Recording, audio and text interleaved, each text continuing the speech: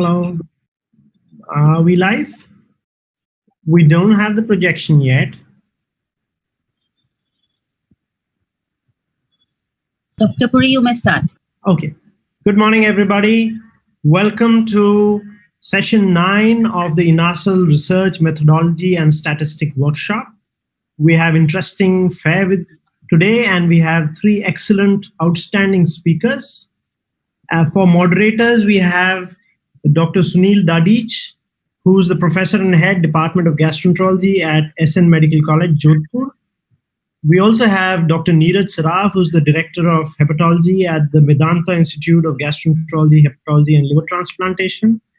And also we have Dr. Jayanti, who's a professor of hepatology, Sri Ramachandra Medical College, Chennai, and she's been a favorite teacher for most of the students who are exam going just now. I'm going to hand over now the mic to the moderators. Our course directors will hopefully join us, and Dr. Rakesh and possibly Kaushal will also join us a little later. And Dr. Jayanti, the mic is yours. Dr. Sunil will be introducing the first speaker. Okay. Yeah. Dr. Sunil. Good evening, everyone. Good evening, Dr. Puri and all others. It's my privilege to introduce the first speaker, who's Dr. Anna Maidel. She's a professor of medicine at Duke University, Durham. She's also a Florence McLister Distinguished Professor of Medicine.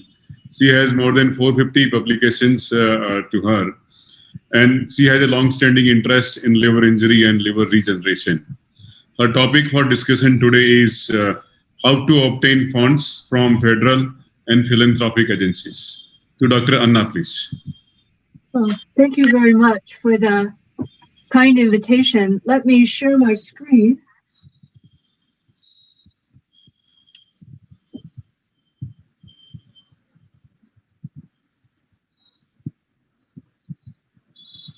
Can everyone see that? Is that okay? Yes. Okay. Well, I'm going to tell you about how to prepare. Full screen, ma'am. Full screen? Full screen, yes. There we go. Is that better? Or hold on. We had a little problem with this earlier. Let me see. Yeah, I know. I'm trying to get the cursor to work here. I have to go down, and so now my cursor's not working.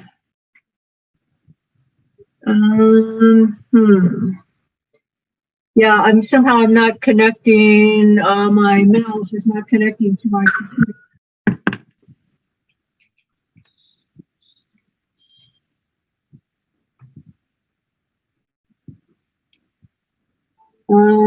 I'm sorry. Oh, here we go.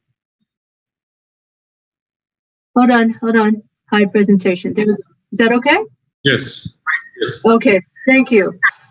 So my job today is to explain how to get a successful grant application prepared. And I thought I would use the model of an NIH grant, in other words, a grant that we submit to the National Institutes of Health for funding, because this is sort of the gold standard of a grant in the United States. So what is an NIH-funded grant proposal? It is a 12-page document that presents a project for potential investment of taxpayer dollars. This proposal is reviewed by a panel of knowledgeable scientists, and we call that a study section. And whether or not this proposal is going to be funded is based on its merit. And the merit is based on the impact of the project. And the reviewers of the proposal score 5 different areas on a 9-point scale in order to come up with an overall impact. And I've listed those 5 areas below: significance, innovation, approach, investigators, and environment. And we'll go through each of those. But before we get started, I thought I would share with you what I call dirty little secrets. And I think it's important to keep these in mind as you prepare your grant application, because it'll influence the way you write the proposal.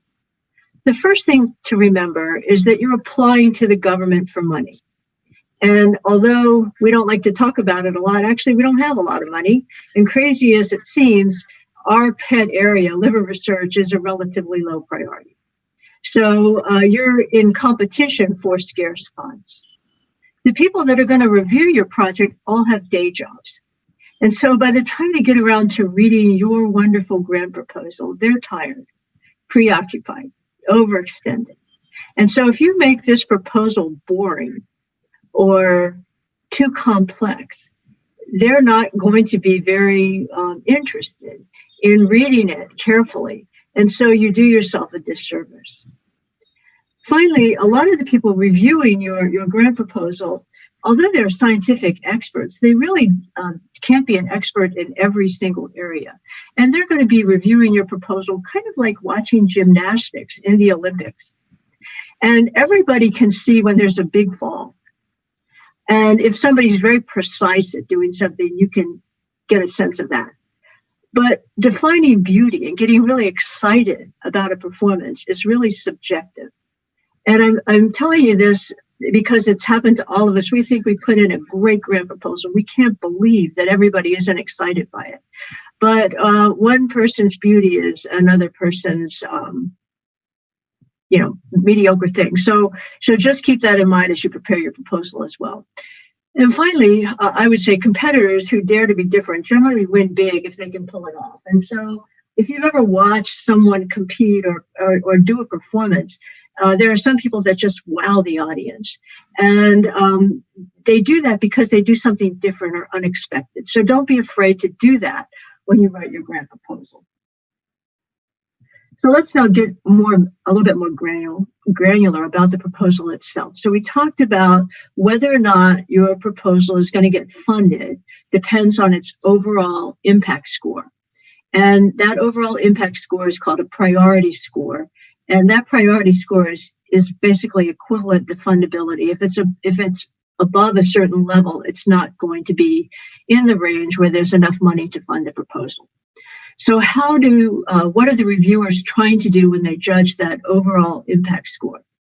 Well, they're trying to determine how likely this project is to exert a sustained, powerful influence on the field of research involved. And in order to come to that conclusion, they're going to weigh 5 different things that, again, I've listed for you on the bottom of the slide. And they're going to weigh all of those on a score of 1 to 9, 1 being good and 9 being horrible. So significance, innovation, approach, investigators, and environment. So I keep hammering this point home because sometimes people get lost in the forest for the trees and they're so worried about putting every detail down, they lose the big picture. But remember, what you're doing is you're actually developing a request for a loan, a request for funds. And you're trying to convince somebody that this is going to be a worthwhile investment. And what they're going to judge your request on is how likely is this project that you're requesting money for to exert a sustained, powerful influence on a field of research. So one of the things they have to judge up front is how important is the problem you want to address. And this gets to the scoreable criteria that, again, I've listed below. The first of which they're going to look at is the significance. So only work on important problems. So before you start to write a grant proposal, I think people need to stop and think and read and figure out where there really are gaps in knowledge and where this gap has an important impact on human health, on disease prevention, on understanding of fundamental biological problem. But you have to convince the reviewers that you're studying something important. And then after you do that, you have to tell them that you're going to do it in a creative, innovative way that is going to really make a big impact. It's going to change dogma. It's going to advance knowledge. And then you have to convince them in the approach section that the studies you've designed are actually going to generate definitive answers to address those knowledge gaps. And then you have to demonstrate that you're capable and you have the sufficient resources to do the work. So let's walk through each of those. lady थी अंदर. Okay, so the significance. Remember, I told you that this is a 12-page application. If you do this in the United States. Oh, Sunday, I remember tomorrow Sunday हो जाएगी. Maybe Dr. Puri, could you go on mute? I'm sorry. Okay, so the significance part of the application is usually assigned 2 to 3 pages. In this part of the application, what you're trying to do is to convince reviewers that your project really needs to be done. And so how do you do that? What's your strategy? Well, the NIH has a term that they call rigor of the proposed research or scientific premise. What does this mean? What they want you to do is review the relevant literature, which includes your own papers, summarize the strengths and weaknesses, identify critical knowledge gaps or barriers to progress, and then present your preliminary data for the project, critique it, and explain why the successful completion of this project's aims will improve scientific knowledge, technical capability, or clinical practice in a major way. So again, remember that the overall aim here is to convince the reviewers by the time they've waded through the 12 pages of your proposal that you are going to do some work that is highly significant, really needs to be done, is going to have a major impact, is going to change the field in a big way. And they want to know that you have been thoughtful and honest in your delivery. And so this is the piece of the application where you're going to be rigorous. You're going to show that you've reviewed the available data that's out there. Critically, you've identified where the gaps are, and you have designed a series of studies that are going to definitively address these gaps. And as a result of that, you are going to change things for the better. You're going to change concepts or methods or technologies or treatments or something in a major way. At the end of all of that, you have to wrap it up in about a paragraph, and they call that the innovation section. And again, in this section, what you're trying to hammer home is you've identified a problem. It's a significant problem. It needs to be addressed. Why should they give you money to address it? And this is the paragraph where you try to convince the reviewers about this, because you're going to summarize how you're going to approach this problem in a very novel, unique, innovative way. And that as a result of this unique approach and your talent set and discoveries that you bring to the table, that you're going to challenge or shift the way people are currently thinking about this problem, and therefore you're going to advance something. So what you do in this one paragraph is you emphasize the novel aspects of the project. Is it a novel theoretical concept or approach or method, or what are you going to do that's new?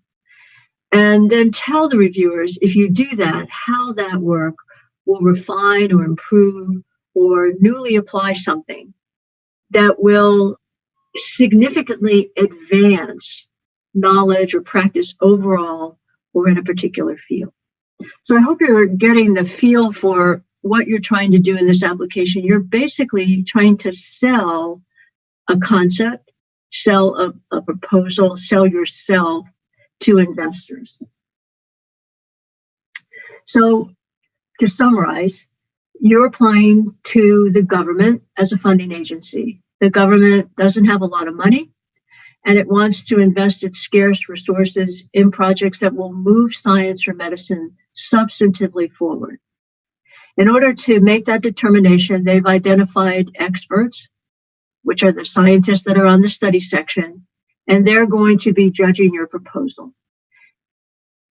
Remember that these study sections are comprised of imperfect human beings like ourselves, but it's the best we can do to try to really fairly judge scientific merit.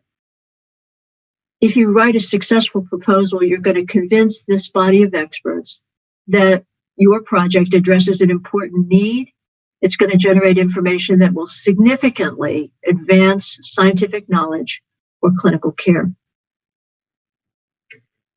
So now you're down to the meat of the project, and the first piece of that is the specific aims page. It's a one-page document, and I put in a big yellow star over there that this is your best shot at wowing your reviewers.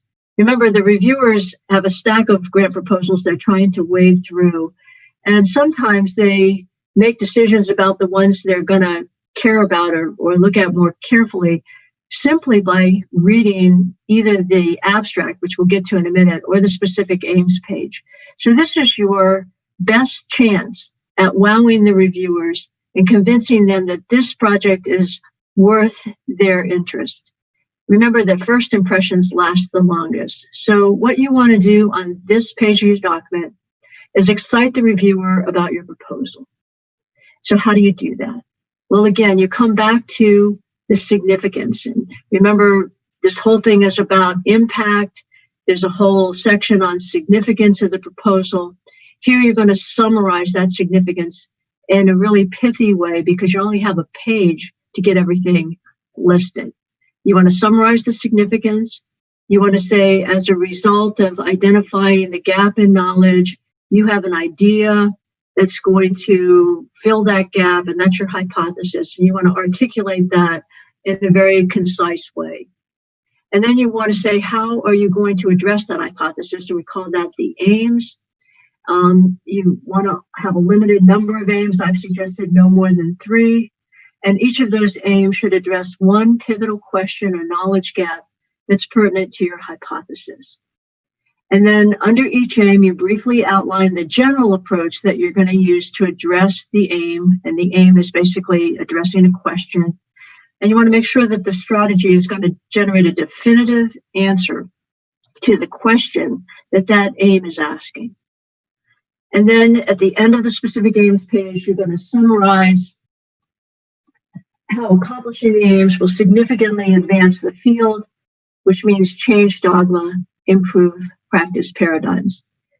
So you're seeing that all of this is very repetitive, and it's supposed to be repetitive because you're trying to hammer home the key points about why this is an important problem, why this needs to be addressed, where the gap in knowledge is, and then how you're going to have a few really pertinent questions that are going to home in and allow you to resolve that uncertainty so that the field can advance.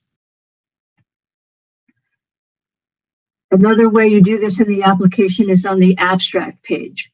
This is actually usually on the top of your application. It's only about a half a page. And the goal is to have it be a crisp, compelling, reader-friendly summary of your entire project. I tend to write the abstract after I've written the specific aims and the significance section so that by that time, I've had time to crystallize my thoughts and can distill this into a really crisp summary. This is often the piece of your application that other people will use to describe your proposal. So you want it to be reader-friendly and basically a little time capsule of everything you're going to try to accomplish. The long part of the application is the approach. And here, what you're really doing is providing a blueprint of what you're going to do on the project. And you want to make sure that you have conveyed this information in a way that you've assured the reviewer that the project is feasible, that it can be done, and that when it's done, it's going to generate important, useful information. So the way you do that is you develop an approach to address each specific relevant question, which is basically each aim. You design sound experiments and use appropriate assays. And at the NIH, they're very focused on making sure that you look at diversity. So we want to study both genders, different ages, make sure you account for things that could affect epigenetics like obesity or other comorbidities. And then if you're using inbred strains of mice, the genetic strains, so things that might influence your conclusions. You make sure that your approach is robust, unbiased, and reproducible. In other words, you have statistical analysis clearly delineated in the proposal. And then cite your previous work or present new data to show the reviewers that the things you're suggesting are doable and that you can do them. Of course, any good experiments have some risk, and you have to acknowledge that up front. These are often called pitfalls. And then you have to tell the reviewer, if this were to happen, what would you do to work around it? How would you mitigate the risk of being obstructed? And then summarize what you would expect to find and what you'll do if you don't get those results. So that's a lot of information. Let me just step back and summarize what we just talked about. I would call all of that a reality check. Basically, grant writing is an iterative process. So you have this format that you're supposed to adhere to that includes significance, innovation, specific aims, abstract, approach. And you have to get started and write it. But as you're writing it, you're going to see the chinks in the armor. And so you generate a draft and you poke holes in it, and then you modify it, and then you re-critique it, and you keep doing that until there are no holes in the armor. I think it's very helpful if you can engage other people in that process as well. That's a real kindness on their part because it's painful to review people's grants in progress. But you're doing all this so that you can build an unassailable scientific fortress. And that takes time. It's a lot of hard work. And also personal resiliency, particularly if you let somebody else critique your grant. You may think it's perfect, and they come back and the proposal has a lot of red ink on it. They are not convinced. But this is a useful iterative process because the earlier in the proposal that this thing becomes unassailable, the less likelihood that the reviewers on the study section are going to repetitively attack it. And the more weaknesses they find, its priority score keeps going down and down and down until it's no longer fundable. So you want to submit the strongest possible case that your project deserves investment and actually needs to be done. And so you want to get as much help while you're developing it as possible so that everybody that reviews this proposal comes to the same conclusion. This is great. It really needs to be done. So after you do that, you do have to talk about yourself a little bit because the government is investing in a proposal, but they're also investing in you as the person who is going to do that proposal. So you have to convince the reviewers that you're qualified and capable of doing the project. So how do you do that? Well, at the NIH forms, we have something called a biosketch. And in that, you have to emphasize that you've had relevant training. And then you have to show people that you've already been successful. List your awards, your papers, your prior funding. And then in the NIH, they have little sections that you can briefly describe how you're ideally suited for your role on the project by cataloging your scientific contributions and how they've impacted specific fields of research that are relevant to this proposal. Try to keep it short. You probably haven't had major impact in more than a few fields of research, and hit only the high points for each one. I said think elevator summary. In other words, if you were lucky enough to get into an elevator with Bill Gates and you're going to the 32nd floor, you only have about 5 minutes to convince him that he should give you some money. So this is your place in the application to do that. So you start to try to figure out how to package yourself in a way that you would convince people that you're a good risk investment. And then finally, you want to convince the reviewers that you're not working in isolation, that you have access to rich resources that will enable successful completion of the project. They have a limited amount of money to invest. They want to invest in the surest thing possible. So you want to show them that your lab, your division, your department, your hospital has things that are shared facilities or equipment or core facilities or various things that I've listed on the slide here that might be helpful for you to accomplish the scientific goals of your project, and that you have specific collaborators with relevant expertise. All of this is reassuring the investor that their money is not likely to be wasted. So I call this locking in success. Just remember, you're applying for a very big loan. In the NIH, the average amount of yearly funding for one of these kind of proposals is $250,000 of direct cost. And so if this is a 4 or 5 year grant, you're asking for $1 million. And what you're trying to do is convince the lender that the project is exciting, feasible, and worthy of investment. So anything you can do to reassure the lender that you're unlikely to fail makes you more attractive. This grant proposal is really a negotiation. So you have to come to that negotiation well prepared, looking as successful as possible, showing that you have the necessary tools, that you've been thoughtful and developed a sound plan, and that you have superb community support. That's the theoretical stuff. Once you get that done, I usually breathe a sigh of relief, put my head down, and plow through these other parts of the U.S. government grant application projects, which involve a lot of paperwork to assure the safe and humane treatment of human subjects, vertebrate animals, care about biohazards, and all these other things that I put on there, the budget, letters of support. All of these have to be carefully done as well, but they are not nearly as mentally draining as developing the proposal itself. So I hope that's been helpful to you. It's certainly something all of us in the U.S. have to do in order to run independent research programs. I suspect you have to do the same in India. It's a difficult project. It's a little bit daunting, but it's actually a pain that's worth the price if you force yourself to go through it. I think you actually do better research and come up with results that are more likely to be impactful. So I hope that's helpful to you, and I'm happy to take questions when we get to the question and answer period. Thanks. Yeah. Thank you, Dr. Anna. Maybe go to the second speaker, Dr. Neeraj.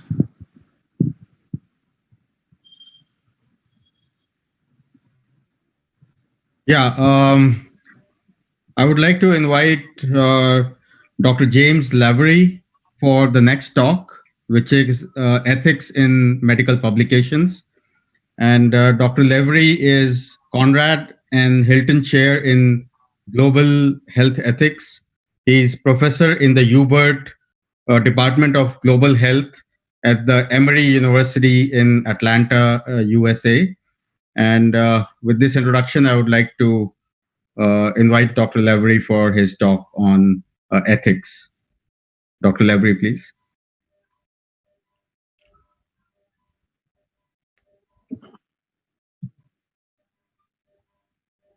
You are mute. Sorry. Yeah, sorry about that.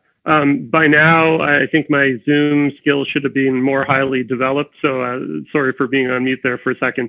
Dr. Sarath, thank you so much for the introduction, and thank you for the invitation to be with you this evening and this morning. I was asked to talk a bit about publication ethics in the context of the COVID-19 pandemic.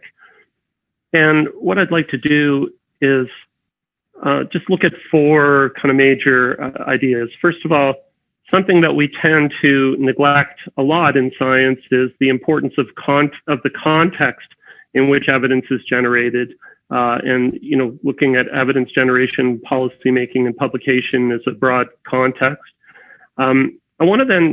The other thing that we tend to gloss over is what constitutes the kind of evidence that we're trying to generate. So I want to take a few minutes and talk about evidence itself and kind of illustrate it with a really compelling story from COVID-19.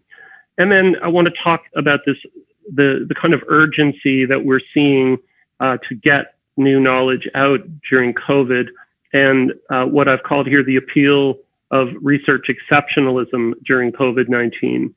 And then finally, I want to end by talking about some key principles of publication ethics. So I'm going to try to approach this kind of backwards rather than starting off with the principles. I want to set up some context for that and then end with some discussion about principles. So, and I'm going to just highlight some papers. If people are interested later, I can pass along the references, or you can keep the slides and you'll see them. This is a paper, it's a little bit of an older paper now by some colleagues of mine at the University of Toronto. And it's really looking at the ways that policymakers in particular look at evidence and think about evidence as they're making their decision. Everything is about evidence-based. But what this paper kind of highlights, and it's a bit of a complex graph, so let me walk you through it. On the bottom, on the x-axis, this is the evidence axis. This is the way that we usually talk about evidence in science, our trials, the kind of data that we get, the p-values. And the axis goes from the relative importance of that body of evidence from low to high. And then on the y-axis, we look at the implications of context and things that fall outside the traditional norms of our understanding of evidence that may influence decisions, politics, and a whole bunch of things. And they're the importance low to high. And what's really interesting and important about this paper, I think, is that when we think about, say, evidence-based medicine, we think about the evidence axis as being very high and the context axis as being very low. We think that our evidence is not influenced by context so much, and we think that it has its own sort of isolated value. But if you ask policymakers, they're actually way less interested in our evidence than people think. And this may be slightly different in medicine, but certainly in public policy. And so what you have is this kind of odd discrepancy where traditional political decision-making happens that's highly influenced by context and very little influenced by the way that we traditionally think of as evidence, and then vice versa. And the paper talks about the need for us to think about the ways that these two ways of knowing or ways of understanding the world and responding to the world might interact more constructively in evidence-based policy. And you can just think of the 45-degree angle here on the graph of a more ideal relationship where there's a better utilization of both of these ways of thinking about the world. So when we think about context and evidence during COVID-19, some of the things that come up are we've seen a wide range of political interests. We were speaking just before we started about the situation here in the United States, which is just flagrant political interests permeating every dimension of this pandemic. And there you're looking at things about justification for political or policy positions. We've seen lots of competition among academic journals and social media outlets for content so that they can keep their competitive advantage. We've seen pressures associated with prestige and career advancement. We've seen incredible examples of nationalism. And, one of the most recent ones is the Russian announcement of their COVID-19 vaccine with no data presented in support. And also lots of opportunism and competition among therapeutics and vaccine companies to position themselves well to in the market, if you like. So all of these things, again, they lie beyond our normal conventions of evidentiary standards in science. And we've also had a lot of challenges on those evidentiary in the more traditional ways of thinking about evidence. So there's a very slow accumulation of trials. We don't know very much, and we have to kind of wait as these trials unfold. So there's a lot of uncertainty. We also have real problems with comparability of clinical studies often, especially as the pandemic goes global. There's also been lots of issues related to uncertainty regarding disease stage. So, for example, a lot of issues around asymptomatic spread, which I'll come back to in a few minutes, and people presenting in an ER with normal breathing, for example, but with critically low oxygen saturation. And so getting a handle even on what disease stages that we're trying to compare has been really difficult. And then obviously lots of challenges related to effective controls and lots of complexities related to age and comorbidities. So publication of research has to operate within this extremely complex social, political, and evidentiary background. It never exists simply in the medical journals. So I want to talk a bit about evidence, but I want to walk through some thoughts about evidence with a story. And this is from a terrific piece in the New York Times Magazine from, I think, from June. And this is Dr. Camilla Rothe, and she's from the University of Munich in Germany. And she and her colleague, Dr. Michael Holscher, also from University of Munich, had been in contact with the index patient, or with a subsequent patient who had been in contact with the index patient, who was a Chinese businesswoman traveling in Germany, who had since gone home to China.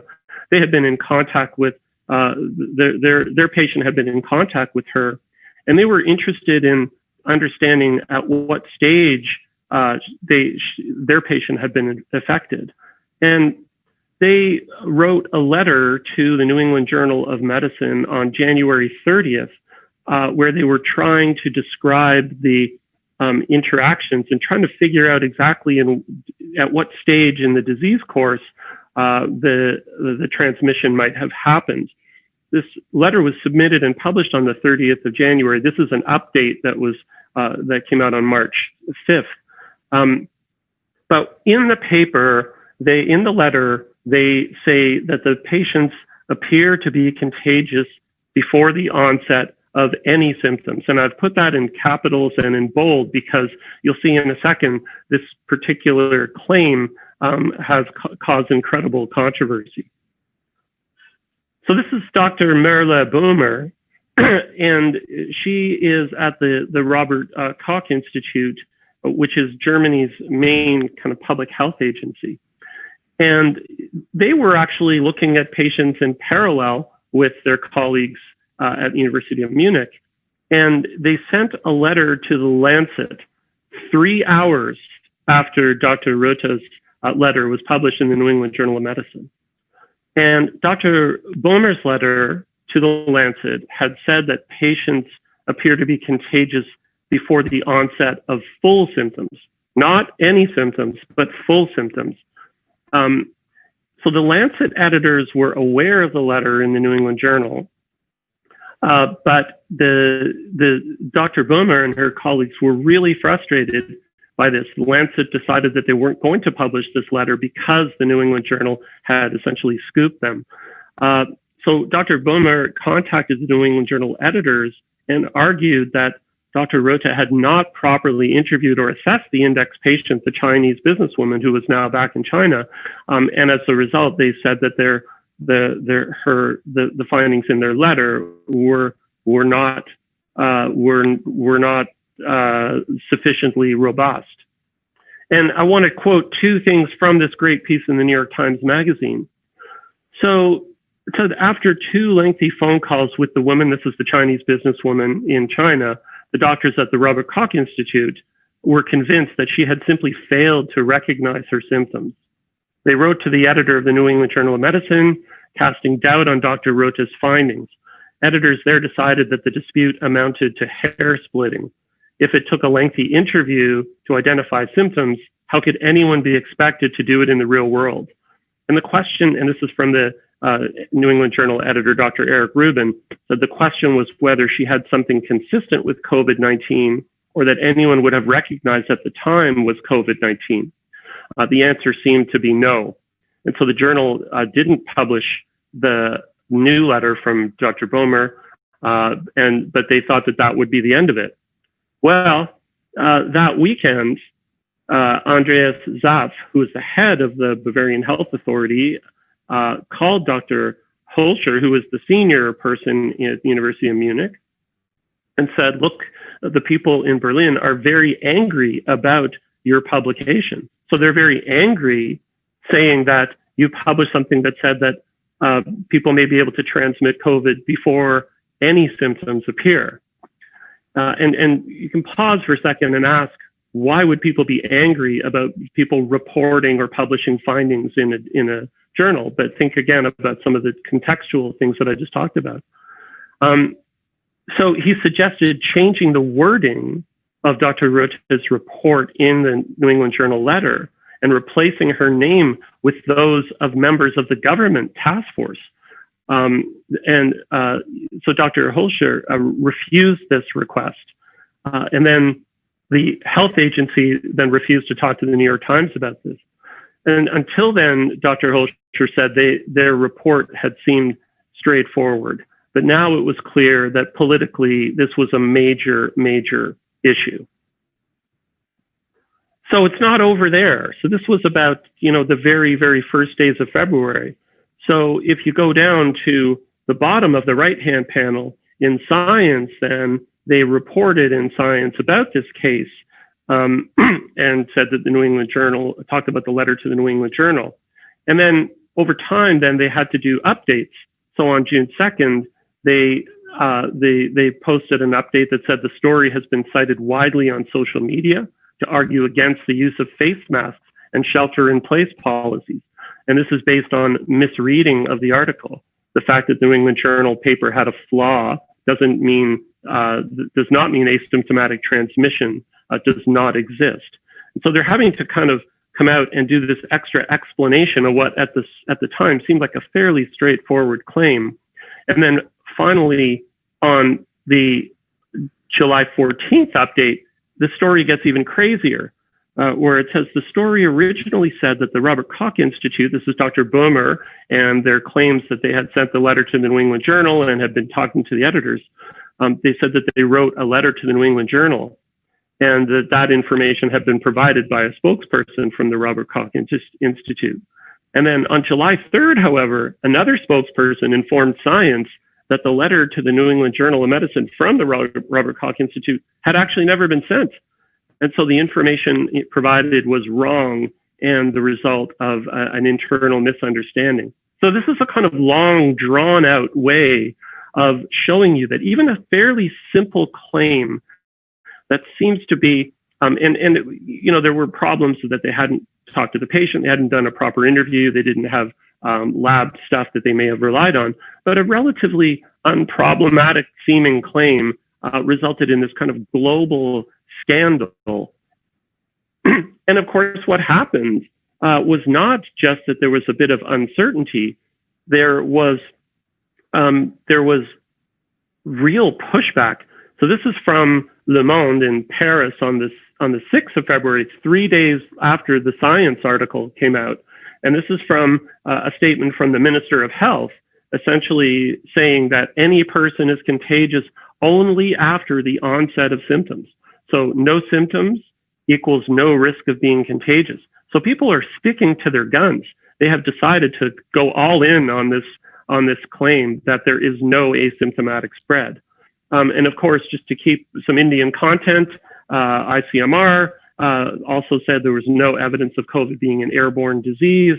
And of course, I think we all know the story now of WHO's initial position, which was a little bit unclear, but they later came on to clarify that and acknowledging that because of emerging evidence, they acknowledge that there is some potential for airborne spread of COVID-19. So that seems like a relatively straightforward scientific question. And this is just a little quick snapshot of how complex the contextual side of that issue was. So to summarize this a bit, the experts, so folks who really were claiming deep expertise in the face of a brand new virus, the experts assumed that COVID transmission was like SARS, which had very little asymptomatic spread. And they initially expressed this unwavering confidence, the way it's described in the New York Times Magazine article, that there would not be asymptomatic spread. And this really matters. People look to scientists, they look to evidence to kind of ground their decisions. It raises really important questions about evidence as well as about publication. And I think it also frames the critical importance of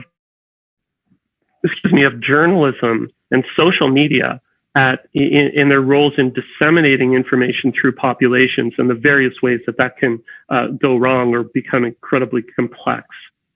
So now I want to just talk for a few minutes about the nature of evidence itself with that story as a backdrop. So this is my absolutely incredible colleague, Ross Upshur at the University of Toronto. And Ross has spent a long, long time. He started life as a philosopher and then went on to medical school and then did fellowship training in public health and epidemiology.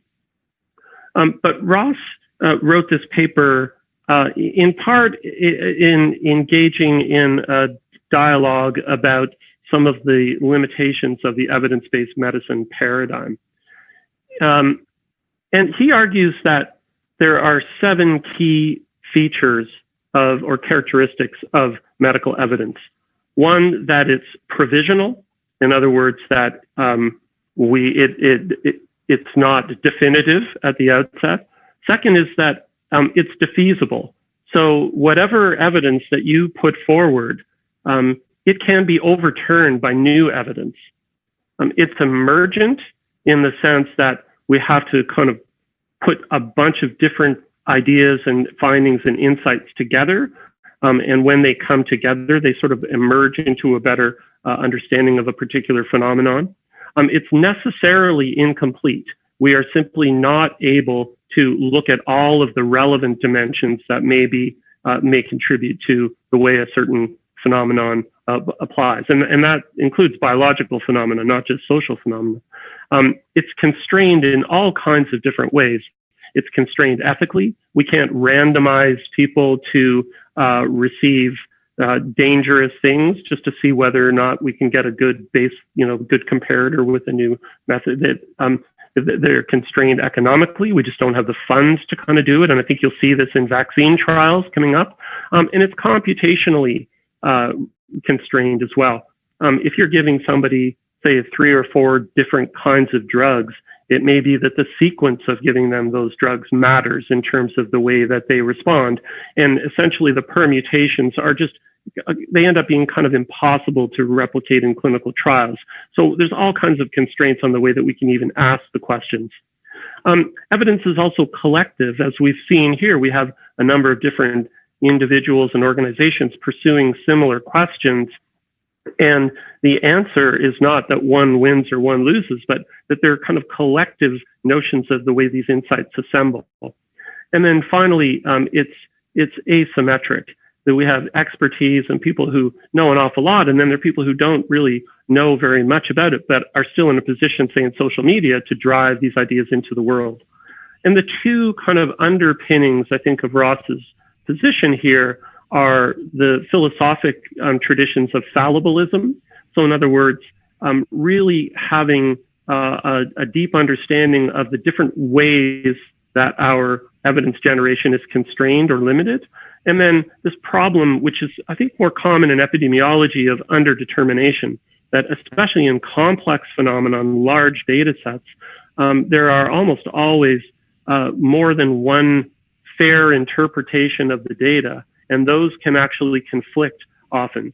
So I just wanted to leave you with some of those thoughts about evidence itself as we kind of move into some of the issues about publication. So what we've seen in COVID is this real urgency to get studies out, and an appeal to what people have been calling the research exceptionalism during COVID-19. So we have seen a lot of really fascinating publication practices. This is a paper on the left that was published initially in The Lancet and then later retracted. The paper drew on a data set from a private company based in Chicago, Illinois, called Surgisphere. And it was trying to draw on this kind of international body of different studies and different data to support some claims about hydroxychloroquine. And the journal essentially let this go through without proper interrogation of the underlying data. And so there were a lot of critiques of this. And when they pressed the authors of the paper to produce the underlying data, they weren't able to do so. And they claimed that because of the private nature of the company and the way that the data were assembled, it would be too hazardous for confidentiality and privacy. And so they weren't able to produce the data. So that was one paper.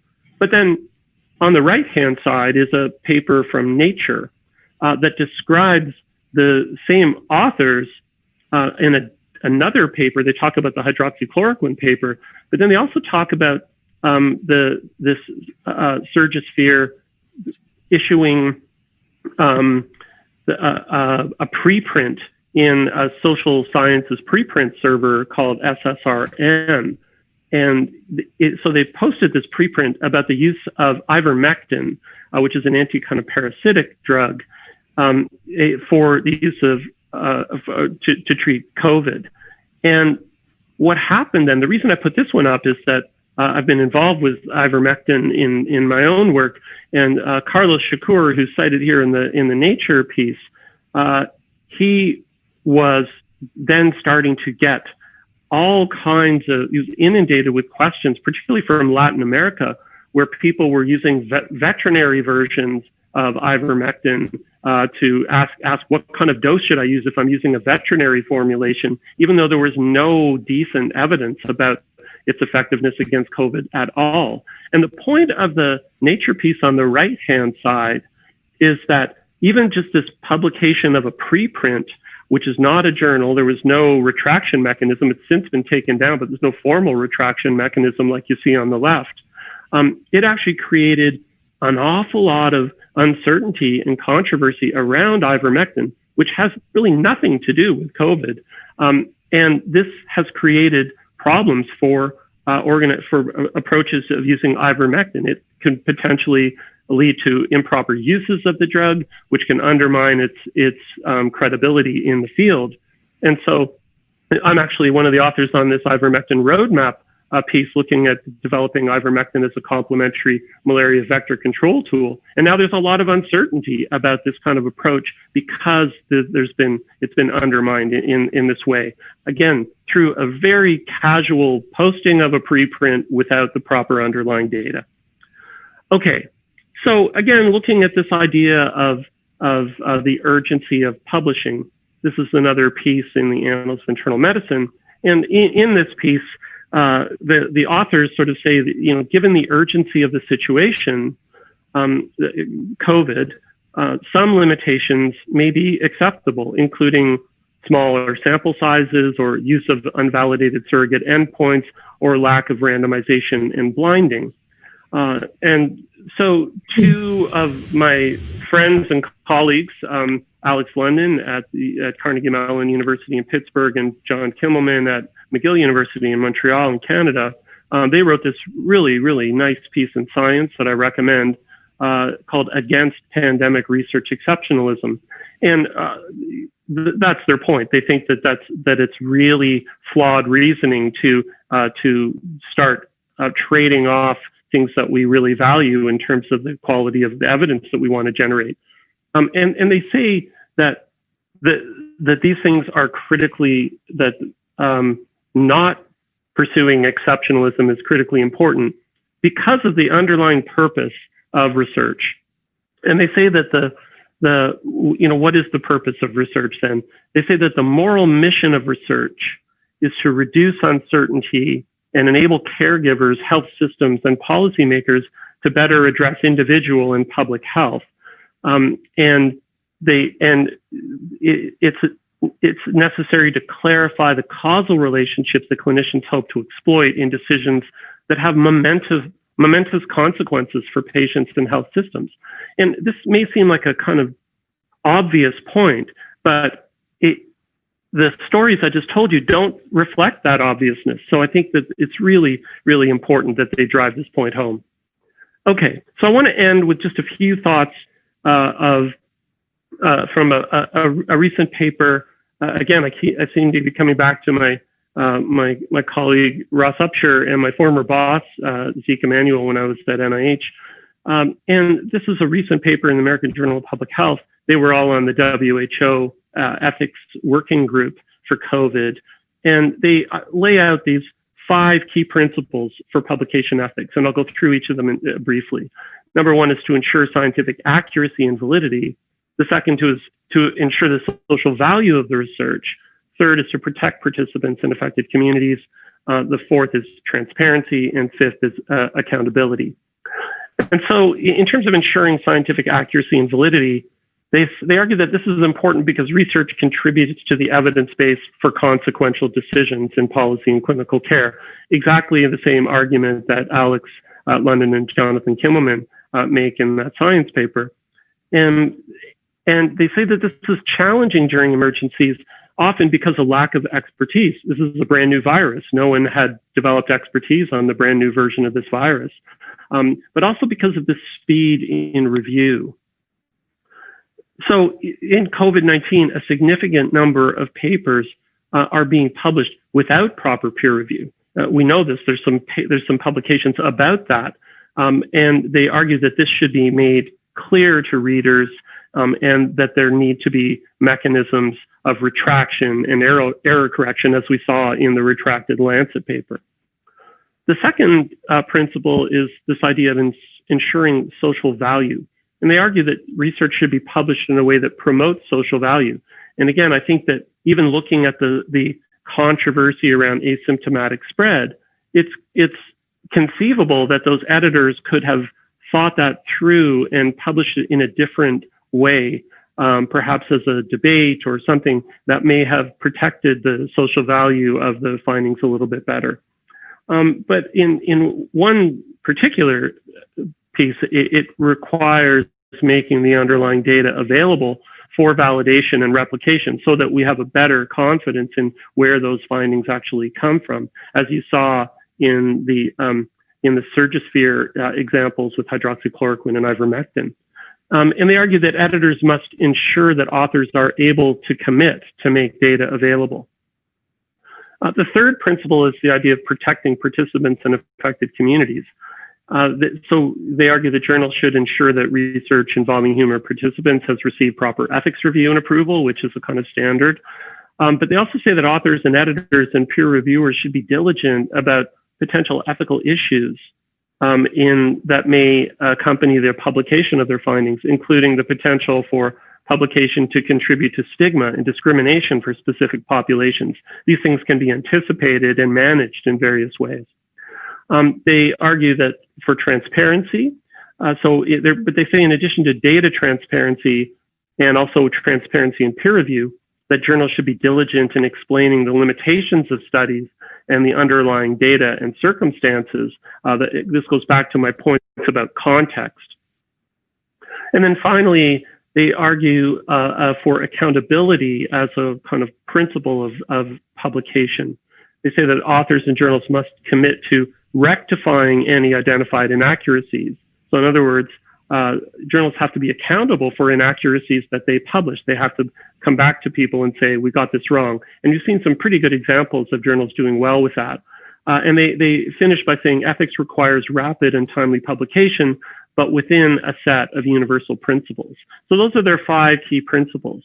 And I want to just add I want to end with one final principle. And this is from an op-ed that I published back in the early days in The Hill, which is a kind of political newspaper magazine here in the United States, in Washington. It's really targeted to Capitol Hill or to Congress.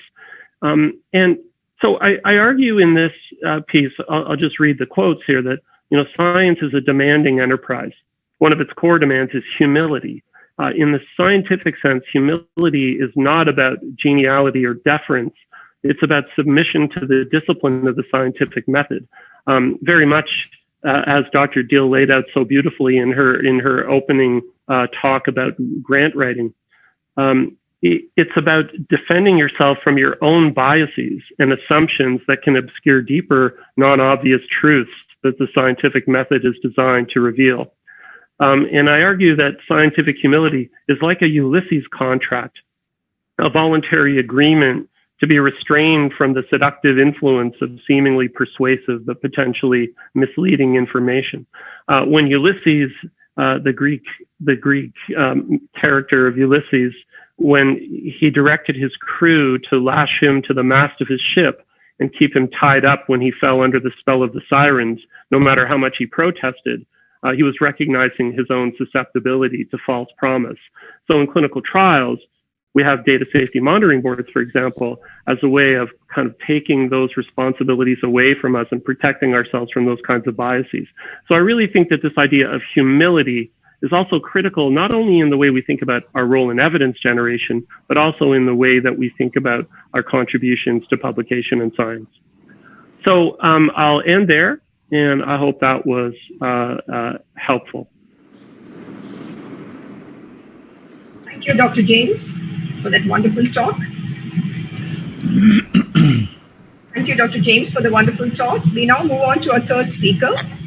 And we have amongst us General A.C. Anand, who's currently the Professor and Head, Department of Gastroenterology and Hepatology at Kalinga Institute of Medical Sciences, Bhubaneswar. He has served in the armed forces for more than 3 decades and superannuated as a Lieutenant General, serving as Chief Consultant, Medicine and Gastroenterology in the armed forces. As a Surgeon Vice Admiral, he served in the post of Director of General Medical Services and also headed the Department of Research and R&R hospitals at Delhi. In the national front, he served as president both at the at the Indian Association of Study of the Liver, as well as Indian Society of Gastroenterology. His contributions in the field of gastroenterology has been enormous, and today he'll be speaking to us on how to do a journal club. Over to you, General Anand. Thank you very much, ma'am, for that very kind introduction. Let me share my slides.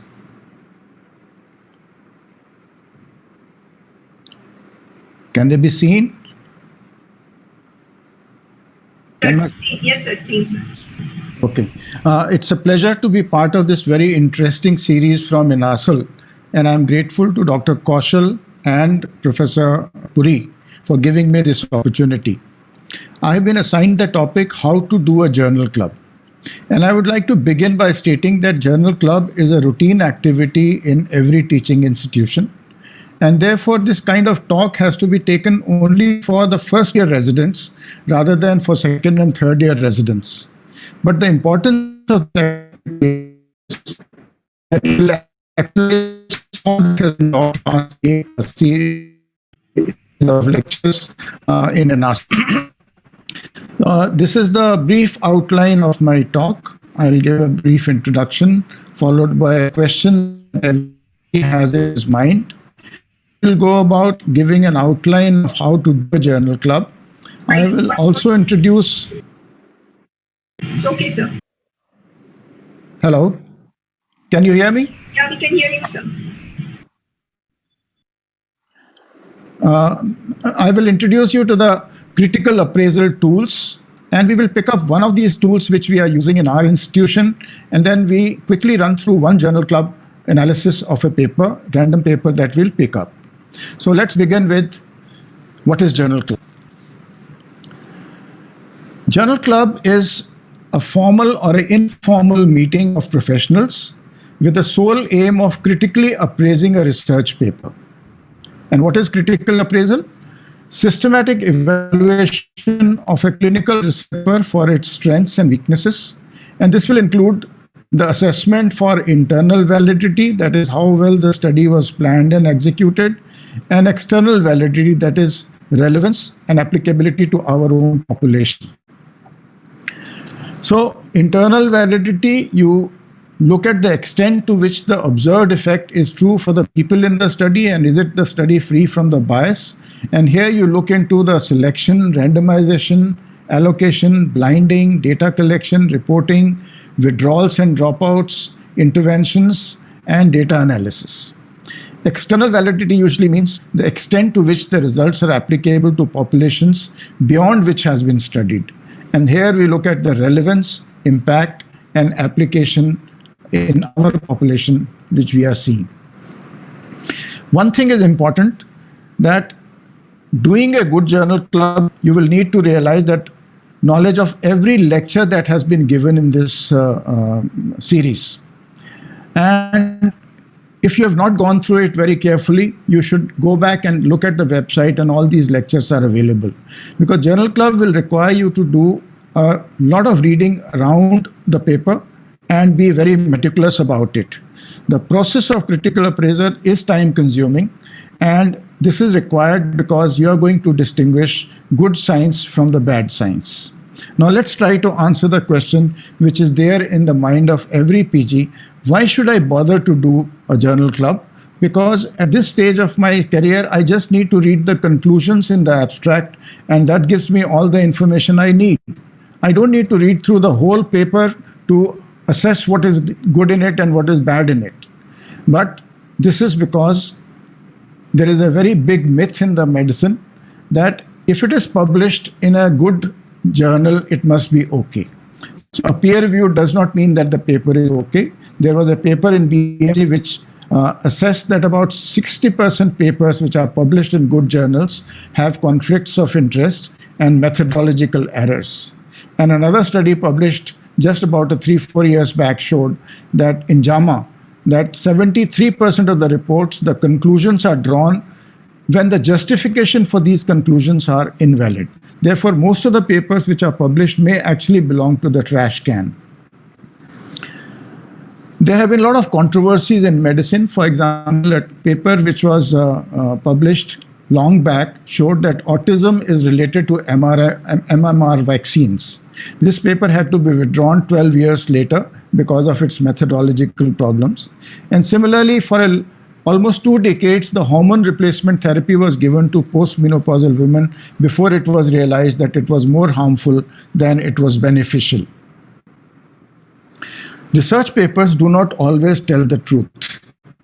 There is a bias in research. There can be bias in randomization, allocation, concealment, blinding, loss to follow-up, stopping trials early for benefit. There can also be bias in publication because positive results are published 4 times more often than the negative results. Sometimes the authors put a spin in the conclusions. That is, the experimental intervention should be treatment of choice. And most of it is done for earning profits for the individual authors. And then there are some papers where there is definite fraud involved because most of the guidelines which are published from various societies are actually based on personal opinions. And the personal opinions can be bought by the pharmaceutical companies. Openly to the Lancet and New Journal of Medicine recently, and that pharmaceutical companies are so financially powerful that they pressure us to accept papers probably which will not be accepted otherwise. So research findings need to be carefully evaluated to avoid making inaccurate conclusions and making wrong practice of medicine to your patients. So now we go to how we do it. That is the main job that we have to do today. And every PG must realize that journal club will improve his critique skills. It will keep him up to date. It will also guide his clinical practice, and it will maintain his reading habits. And this is something which has to be done in any case as a prelude to meta-analysis or a systematic study if they are going to do it. So we do it in 3 stages. First, we choose a topic, then we analyze it, and then we present it. How do you choose a topic? You can choose a topic where a new treatment has been described, or you can choose a topic where the patient asks a question to which you do not have a clear answer, or it could be a question has been asked by a PG student in the ward round to which the answer is not very clear. But generally we pick up a peer-reviewed, very well-respected journal, a paper from those we picked up, and we aim for randomized controlled trials for the clinicians, use recent articles and preferably landmark articles, and seek articles which are new or provocative, or they have unexpected results.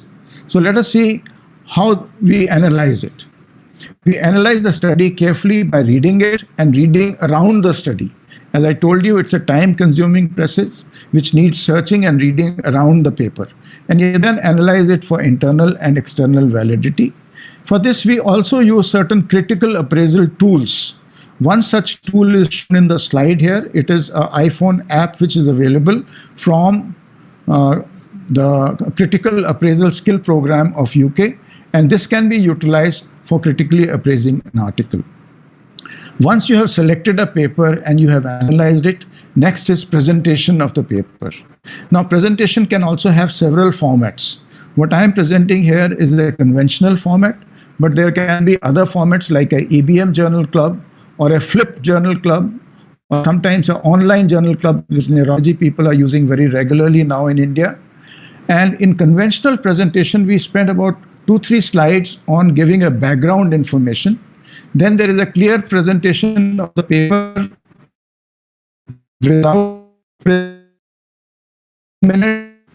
A critical is presented 5 minutes by a question answer session where most of these things can be discussed between the various participants in the journal club. And if you find that there are significant comments to be made, they can be communicated to the journal subsequently. Now, this is the time I think I introduce you to the critical appraisal tools. I told you that critical appraisal involves assessing for internal and external validity. How do you do it? You ask specific questions about each of these points listed here. To remind you of what questions to ask, you can take help of a checklist of questions. And this kind of checklist can be there, where you can ask certain questions in the background, you can ask certain questions in the methods and result. And a checklist of this kind would be called as critical appraisal tool. Now, there are many critical appraisal tools available, and they are available free on the net. I have shown here 2 websites. One is the the website for evidence-based medicine, and the International Center for Allied Health Evidence in Australia. And you will see here that the critical appraisal tools can be separately present for different type of studies that are done. For example, there are critical appraisal tools for randomized controlled trials, for cohort studies, for diagnostic studies, for clinical case control studies. There are different kind of critical appraisal tools. And let us see what are the kind of tools available for the randomized controlled trials, because clinicians are mostly involved with that. So there are a large number of such critical appraisal tools available. For this particular talk, I am going to pick up only one tool, and that is the graphic appraisal tool for epidemiological study, also called as GATES, and CAT stands for critical appraisal tool. This tool involves one figure, one calculation, and 2 acronyms, and therefore it is very easy to remember. You don't have to consult any paper for doing this kind of appraisal. Let's see what is GATES frame. Here I am not talking of GATES CAT, I'm talking of GATES frame, and the 2 acronyms that we are going to use are PICO-T and Rambo-Man. Now, the figure that we use in this GATES appraisal tool is a triangle, a circle, and a square. And these are labeled with the first acronym, that is POT or PICO-T. P stands for population or participants, R stands for intervention, C stands for comparison, O stands for outcome, and the study time. What about the calculations that we have to do? Now, the same tool is available in form of a 1-page Excel sheet, where a triangle, a circle, and a square is drawn. In the yellow portions which are here, you take out the figures from the paper and put it here, and this will automatically give you the green areas will show you the results of the calculations, in which you can have the exposure effects per 100,000 persons, and also numbers to treat. In these automatic calculations will be done. So the calculations can be checked by the Excel sheet automatically. You don't have to bother with doing separate calculations. One acronym is PICO-T, and the other acronym is Rambo-Man, which talks about recruitment or what the population that has been selected represent. Allocation and adjustment is A, accounted for, and maintenance is M, B is blinding, O is objective and outcomes, and M is how it has been measured and how it has been analyzed. So let's go through one random paper and see how this journal club is done. Now, this is an EPEX study published about 4 weeks back in Lancet. And this was given to me by Professor S.K. Acharya to do a journal club. And I thought this was a good study to take for even this lecture. And therefore, I've taken this study, which contains a population of severe gallstone pancreatitis. And one intervention has been done, that is sphincterotomy. And we are going to look at the outcomes in this particular case. So the first thing we do is deconstruct the paper. That means you read through it and find out certain components, recognize it where they are written. For example, what is the research question in this paper? What is the aim, whether the aim is derived directly from the research question or not? What are the methods that they have planned, whether they are suitable for doing this aim or not? And then in the methods, who are the participants? For example, in this particular case, the biliary pancreatitis, which is predicted to be severe, is the participants. And then what is the intervention that has been used? In the intervention arm, it is ERCP and sphincterotomy. In the other arm, it is conservative treatment. And then we look at the comparison of the outcomes, which are death and complications in this particular case. The research question has been very crisply stated. Only thing is that in the research question, they have shown it as a gap in knowledge. Whether it is a gap in knowledge, we'll have to read through and find out whether the authors are right about this or not. The aim has been very clearly brought out from the research question. But when we look around in the research, we find there is a meta-analysis and a systematic study already available at Cochrane website, which has been done almost in 2012, before this study was conceived. And the study conclusions are, in patients with acute gallstone pancreatitis, there is no evidence that early routine ERCP and sphincterotomy significantly affect mortality and local or systemic complications of pancreatitis, regardless of predicted severity. Now, there is no harm in doing this study again, because we do studies to challenge certain existing dogmas as well. So this study has been carried out. It's a repeat study of what has already been done in many other situations. Then you have the results of the gauge frame, as I told you earlier. Used to hang your uniform pressed one night before going to the school, so that early morning you can quickly wear the uniform and go to school. So let us see how we put the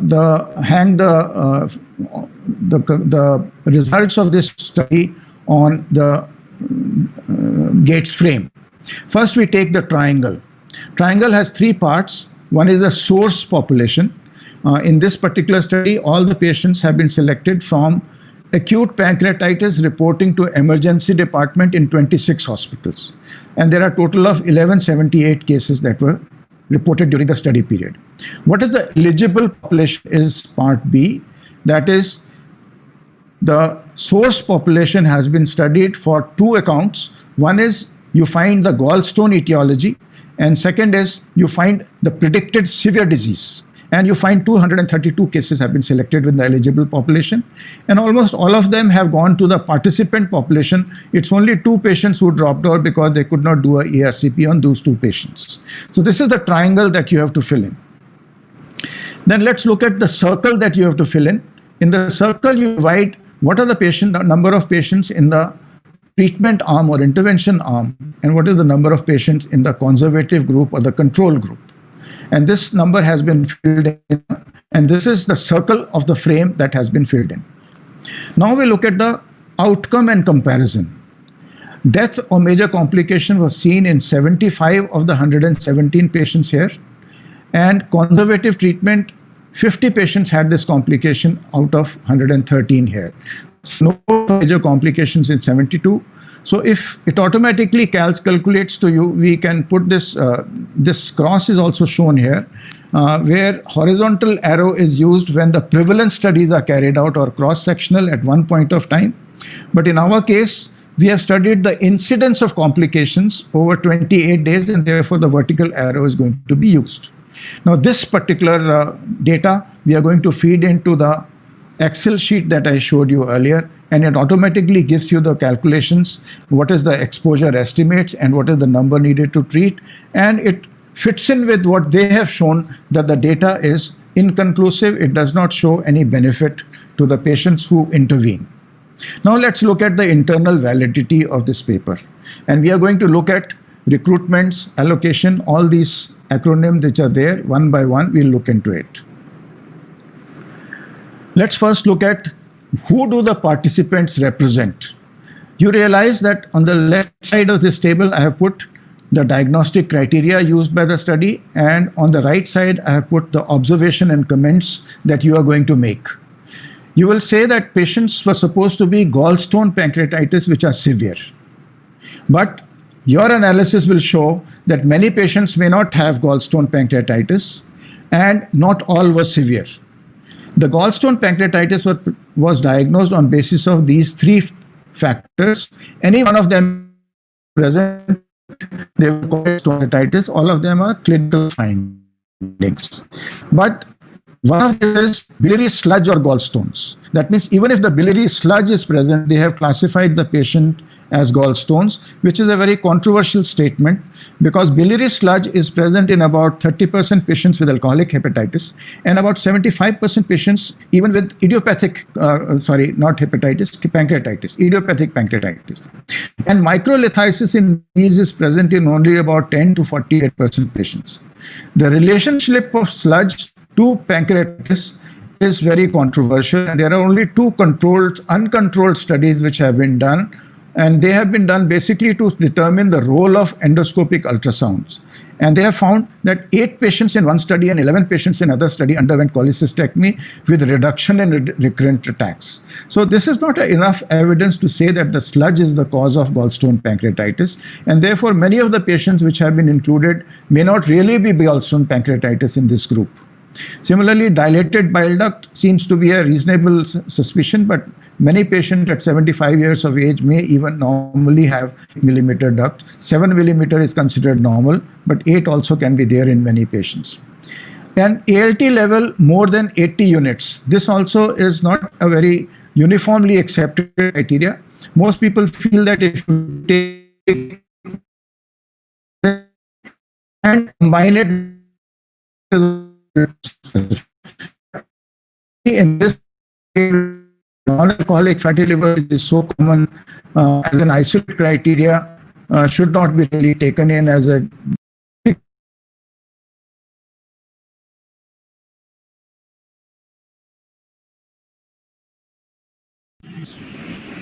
Sir, you're not audible.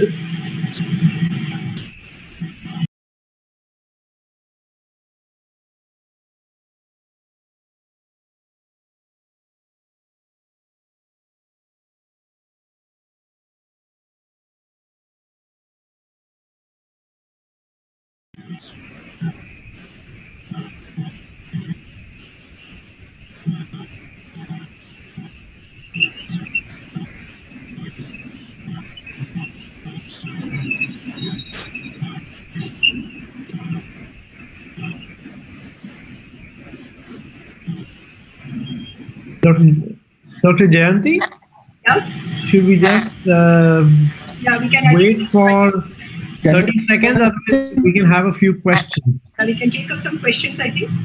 Yeah. You can take up a few questions.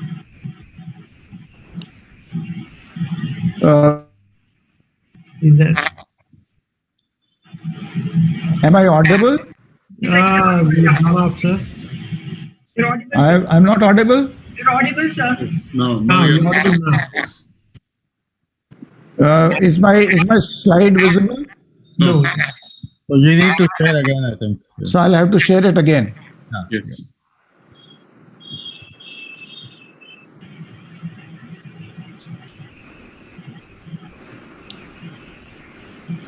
Was on this slide when the light went off? Yes, sir. Yes. Okay. So there was supposed to be severe pancreatitis, but if you look carefully, the CT severity index is only 3, which indicates mild pancreatitis. IMRI score is 2, that also indicates mild pancreatitis. CRP levels are also 60 and 38 in 2 groups. That also indicates a mild pancreatitis. So on both counts, the participants are not what they were supposed to represent. Not all of them are gallstone pancreatitis, and many of them are not severe. Scoring systems, we all know, have only modest accuracy, and that is proven by this study as well. So how were they allocated and adjusted? On the left side, again, I have shown you what is written in the paper. On the right side are my comments that they have taken patients from 26 hospitals, and in each group there are on an average 4 patients per hospital if they are very evenly distributed. But if they were unevenly distributed, some hospitals may have just 1 or 2. And how was the stratification done? 2 counts for each region? It's adjusted for severity that we read about. Most of the patients on an average are not severe. Of the 1178, 232 were eligible, and proportion is all right because about 20% of severe pancreatitis. This suggests that they had severe pancreatitis. Every patient recruited was accounted till the end. Yes, strength of the study. How did they calculate the sample size has not been specified in the study, and that is a lacuna which is present. Now we look at the maintenance of patients, and we see here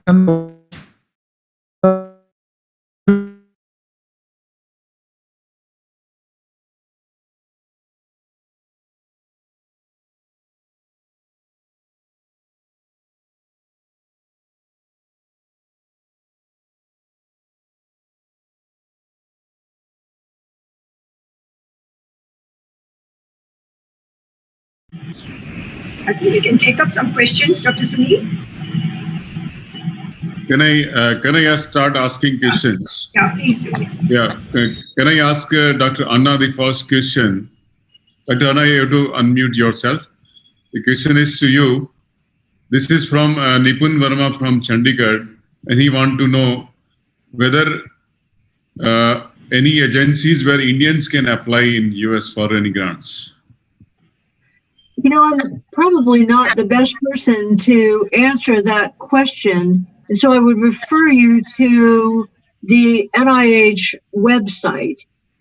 The question is whether you can apply without an American citizen, I think. And so if you are in the U.S., you have to either have a green card or be a U.S. citizen to be a principal investigator on an NIH grant that is an R-level funding. An exception to that is if you are a pre-doctoral or postdoctoral fellow in a U.S. lab. They have a mechanism called R99, in which you can apply for the type of grant that I described, with the intention of eventually transitioning to become a permanent resident or citizen in the United States. But the reason I used the NIH grant as an example, I think that it is most likely representative of other grants that you will apply for. And in the United States, in addition to government grants, you have opportunities to apply to research foundations. So, for example, there are small clusters of individuals who often have had a family member or they themselves are afflicted with the disease, and they have formed a society to further research in that disease. So there are the Primary Biliary Cirrhosis Foundation or the Sclerosis Meningitis or the Fibrolamellar Carcinoma. So there are foundations for many types of grants. And some of those may be soliciting applications from all over the world. But they are going to have a very similar review process, and the reviewers are going to be expecting the application to be presented in a certain format. So I think if you use the format that is in the NIH grant, regardless of the funding agency, you will likely have your proposal resonate with the reviewer's expectations. Sometimes you can present the same proposal, but in a different style, and the reviewer gets confused. So it's useful whenever you apply to a funding agency to try to find some previously successfully funded applications that were submitted to that organization. And then you'll have a feel for what the reviewers are looking for. But I suspect they're going to be looking for the elements that I described in an NIH grant application. There are applications that one can apply for called Fogarty Foundation grants that often provide funding for someone to come from a country outside of the U.S. to do research in the U.S.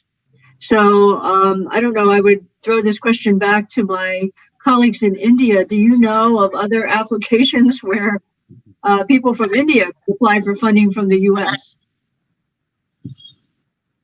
Okay. I don't. I don't think I have an answer to that. But is Dr. Rakesh is there? Dr. Rakesh? Dr. Rakesh? So you're mute. Am I muted? No, Dr. Rakesh, we can't hear you. Can you hear me now? Yes. Oh, Yeah. yeah. You can hear me now? Okay. So there are grant application requests that NIH puts out from time to time, where people from other countries can apply. Those can sometimes be in specialized areas, sometimes they are more wide.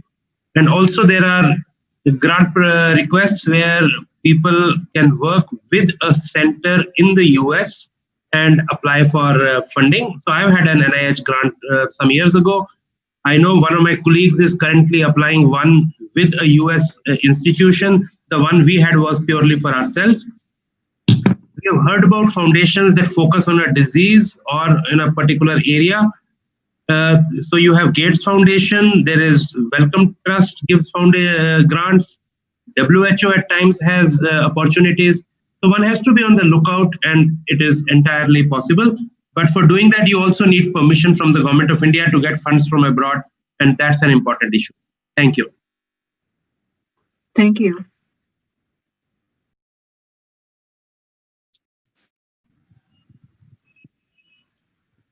Dr. Jayanti wants to know, when there is a new concept in a particular field with not much of literature support, how does one justify the need for a project? To Dr. Anna, please. Is that addressed to me? When there is a new concept in a particular field with not much of literature support, how does one justify the need for a project? Who is the question addressed to? Yeah. Oh, so the question is, I think the question is, if you are working in a field for which there is not a lot of literature, how do you justify the need for the proposal? Well, I guess that would suggest I think you have to present some sort of data to say that whatever the problem is occurs and how common it is, or how deadly it is, or the sort of the consequences of having this issue not well understood. So that you need to have enough information so that you can present that to the reviewer to justify the need for the study. And then I think you could quickly transition into the fact that there's almost nothing known about this. And then shortly after that, one has to then come up with sort of your idea about what might be driving the process, or how you could fix it, or something like that. I try to tell people, pretend you needed to explain this to somebody who's smart but doesn't have a background in this field. Could you draw a picture that would explain your model very simply to somebody? And so I start with trying to formulate that kind of a model to explain the disease or the question, and how your theory would advance understanding. And then that helps you understand how you go from one stage of the model to another. Those become the questions and the aims. So I would do that regardless of the disease you're studying. Yeah, this is especially in relation to genetic studies, where nothing much is known, and then you want to propose that these could be the genes that are involved. We don't have much data on that. It's very difficult to put up a proposal pertaining to such topics. Yep. If I could add a bit to Dr. Dill's comment, when Dr. Dill was describing the NIH kind of format grant proposal, I mean, the major grant mechanism is the R01, and that's the one that usually carries like fairly high funding levels, but also a higher burden in demonstrating existing knowledge. Essentially the question is about the balance between the gap in knowledge and the potential significance, the importance of filling the gap in knowledge. And another mechanism like an R21 is a kind of lower threshold. And sometimes if there's not as much known, it's easier to go in with a different grant mechanism like an R21, where you can, where there's less expectation on the part of reviewers in a study section that you'll be able to demonstrate a lot of knowledge. But as a study section person, I would be looking in an R21 for an elaboration of the potential for the new knowledge to really help build the field and maybe get some traction that could then, be valuable going on. So I think it's partly the balance between the gap in knowledge and significance, and then really finding the right grant mechanism to introduce that idea. Thank you, Dr. James. Thank you. Since Dr. Anand is back, sir, would you like to, if your slides are okay, could we finish off that talk? Okay. Please.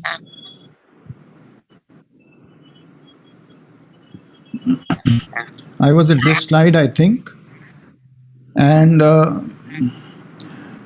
we were looking at the maintenance of the patient, and we find that what I said earlier is true for the interventional arm. The stone was present only in about less than half the patients. So not only that, if we look at the conservative treatment group, we find that almost half of them also underwent ERCP examination. So it is a lot of contamination is there in this particular study. Looking at the other points, blinding has not been done. They have accepted, and this is not possible in this situation. Outcomes were objectively measured, and the outcomes are measured here. And analysis we have already done on that Gates frame, and we find the analysis is correct. Now, when we look at the external validation, we look at the generalizability of the study and how likely is it that the observed effects would occur outside the study. This is possible only for the studies that have been found to be internally valid. Relevance or impact of the study, if there is only one or two flaws, you consider the direction and degree or impact of each flaw that you have found. But in this particular paper, we have found too many confounders. For example, diagnosis is suspect, severity is suspect, the sample size calculation has not been given, the selection for intervention has how it has been made, it is not clear. Intervention in the control group has been done in nearly 50% people, and the Cochrane meta-analysis is already available. So obviously, this study is not going to change our practice in any way. But applicability to my population, if you want to study, then people say that you should draw a cross here and consider 4 factors. How this cross has come about? Probably one of the postgraduate students looked at this console of Sony and he said, you already have a square here, you already have a triangle here, you already have a circle here. Possibly all you need to do is to add a X here. And what we really look at is, what is the research evidence? How do we temper it with the values and preferences of persons, family, community, and the practitioner? How the patient's clinical circumstances will allow that kind of treatment, and how the system features like economics, legal situation, and political situation will allow that kind of treatment. And therefore, a physician's expertise lies in putting all together as an art of practice, and that is how the external validation is carried out. And don't forget, if you find a lot of disturbance, as we found in this particular case, we should write it up as a letter to editor. And this is usually done in 15 days. And the advantage to the postgraduate is that he can see his name. Another example which James also mentioned was this hydroxychloroquine study, which was published in Lancet. And if you want to look at the kind of journal club that is carried out, you should look at the letter that has been written by 100 physicians to the open letter to the editor of the Lancet. It has critically analyzed the study and shown all the defects this study had. And as a result, this study was finally retracted. So I'd like to conclude here by saying that evidence-based medicine is the integration of best research evidence with clinical expertise and patient values. It is a rapidly evolving subject. Critical appraisal as journal club is essential element of evidence-based medicine. Questions about internal and external validity needs to be asked, and answers about each study that is being analyzed. Several critical appraisal tools are available for different kind of studies, and we have discussed only one of them. Residents will benefit by learning to critically appraise the paper, to seek the truth, and can also get his opinion published. And to mention that a journal club journal is already being published by the Cochrane Foundation, and the editor says it is important for both trainees and clinicians to understand how to work with primary evidence-based literature, and editing the journal club gives me a chance to share practical experiences of critical appraisal for clinical practice with others, and possibly the postgraduate students can learn a lot by reading this journal. Thank you very much.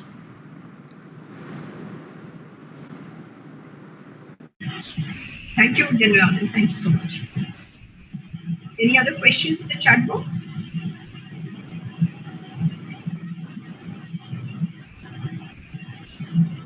There's a question from Aruna. She says in many journal clubs, the people attending will focus on identifying the negatives of the papers rather than analyzing and giving suggestions. And also it gives a thumb rule that select only positive result articles rather than negative result. How to address this situation? General, would like to take up that question? You're able to hear me? Sorry, I couldn't get the full question. That is, you are taking journals. I'm able to hear you, but yeah. So the many journal club people attending focus on identifying the negatives of the paper rather than analyzing it and giving suggestions. And as a thumb rule, they select only positive articles rather than negatives. Can you address this? no, not really. You can. This particular paper was a negative paper. It did not show any particular benefit in any group, and we have taken a negative paper also for journal club. I think every paper can be taken. Anything that is important and is going to determine your method of practice of medicine in any way, that paper can be taken up for analysis.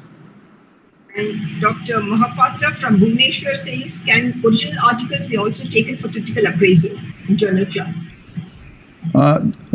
Generally original articles only are taken. We don't take review articles for journal club.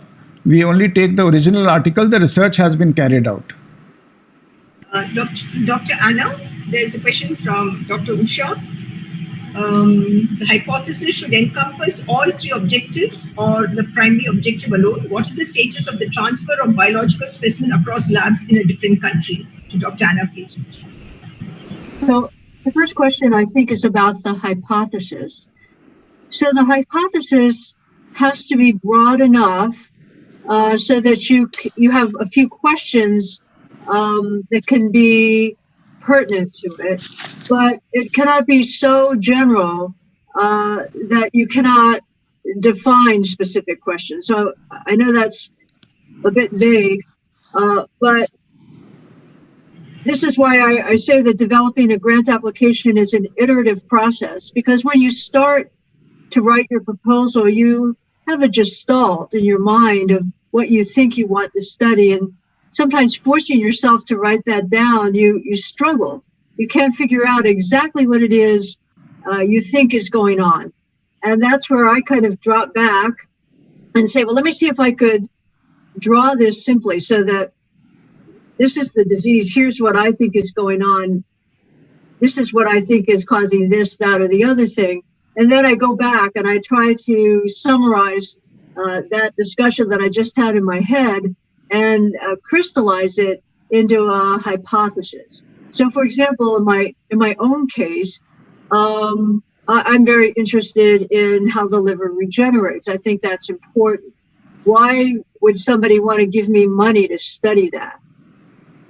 And so I think, and I can present evidence to support, that the liver, you develop liver cirrhosis or liver cancer when the liver doesn't regenerate normally. So that's my hypothesis, right?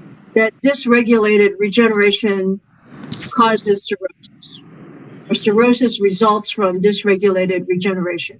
That's a hypothesis. And then the aims are, how do I test that hypothesis? What experiments would I propose to address that?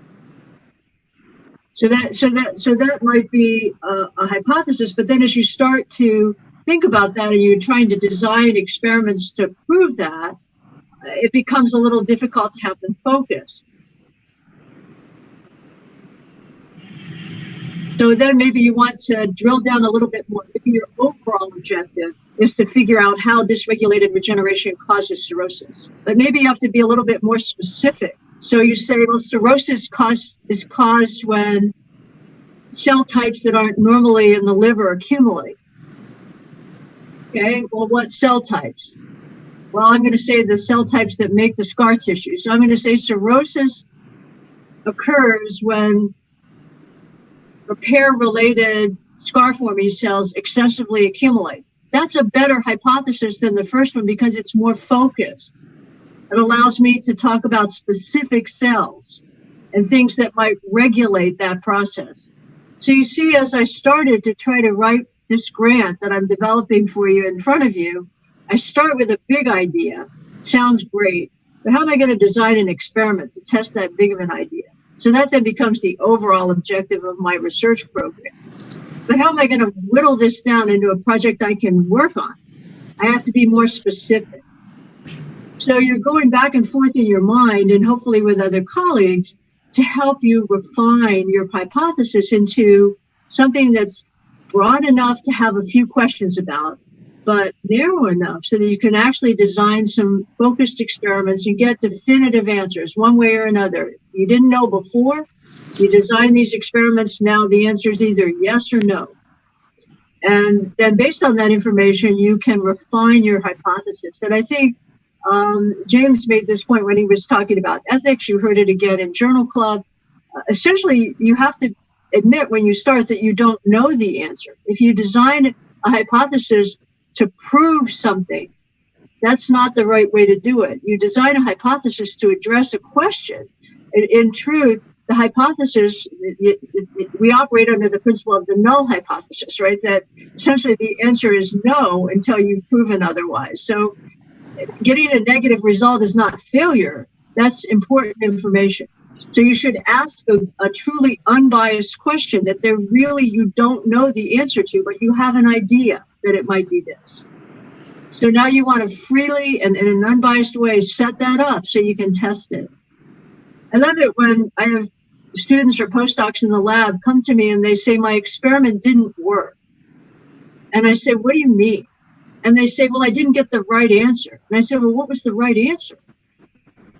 Right? And sometimes the answer no is actually the most important answer because you were going down one trail and that was actually the wrong trail.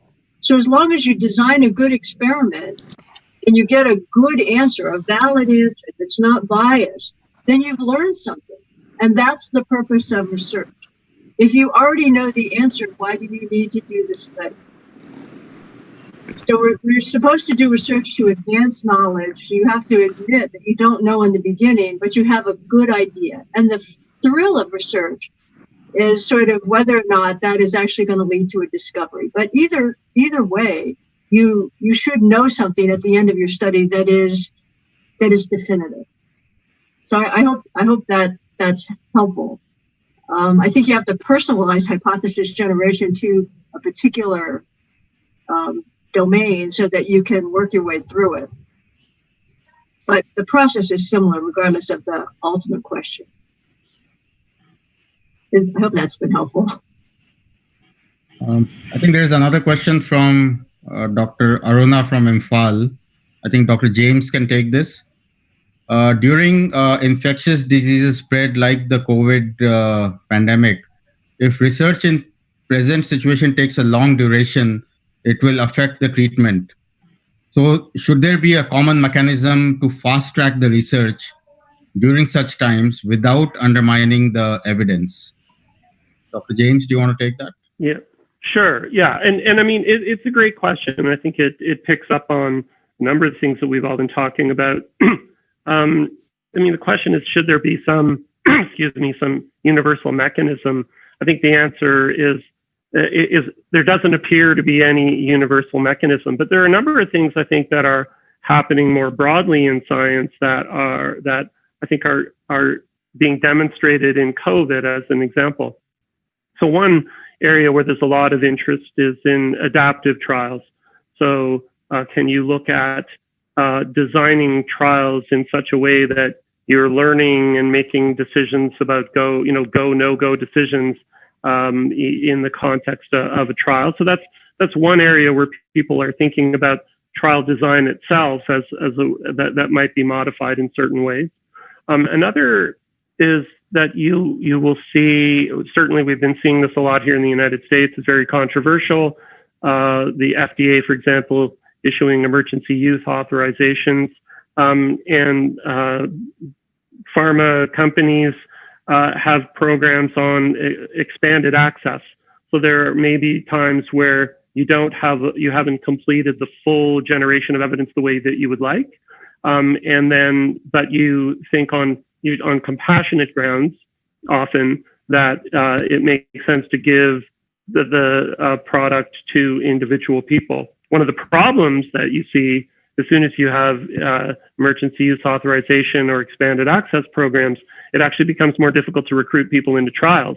And so, it becomes more complicated to actually try to get a complete answer. And then the third thing that comes to mind for me, I think really is being demonstrated more in the vaccine space, where we're seeing absurd accelerations. We've never seen this kind of pace before.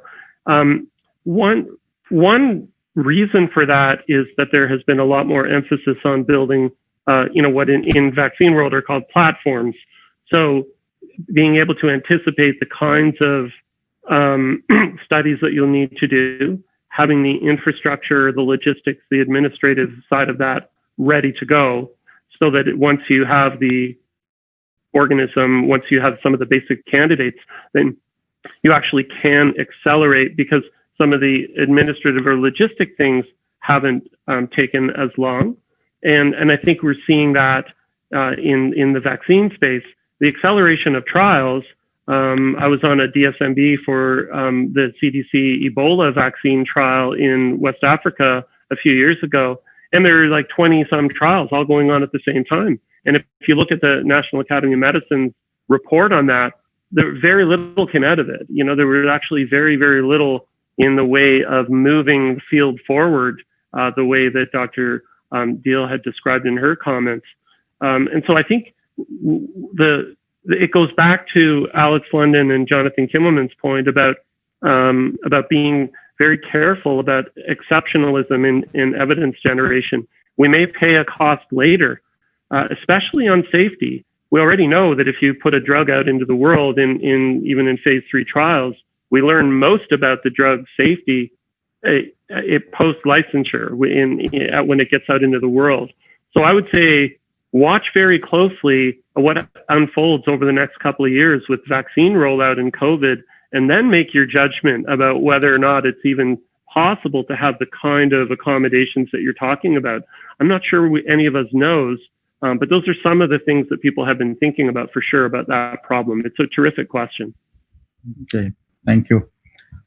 I think there are no more questions. Dr. Puri, you want to take over now? And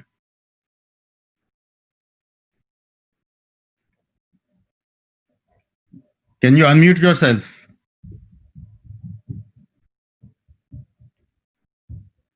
Before we sort of wind up, can I ask Dr. Rakesh if you would like to sum up and make a few comments? Dr. Rakesh, you are muted. Yeah, thank you. Nothing else except that on behalf of the Indian National Association for Study of Liver, I thank all the 3 speakers and all the moderators for their participation and for helping us with this webinar today. I'm sorry I couldn't join initially because of something important related to my institution's response to COVID, but as a part of the association, I thank all of you for having taken us through this webinar, and it must have been a lot of new information for our audience. Thank you. And before we wind up, let me invite you all for The next session, which is session 10 on Saturday, the 5th of September, there'll be 3 excellent talks, one by Dr. Piyush Sani on writing a paper, the next one by Dr. Rajiv Jalan on getting the paper published in a high-impact journal, and the last one from Dr. Uday Ghoshal, who will be speaking on problems in publishing from India. And that'll be a great session, and we hope to see you all there. And lastly, we must thank Dr. Lupin for being the kind sponsors for this session. And thank you, everybody. With that, I think we should close the session here. Thank you. Thank you. Great. Thanks, everyone. Thank you, sir. Bye. Thank you. Bye-bye.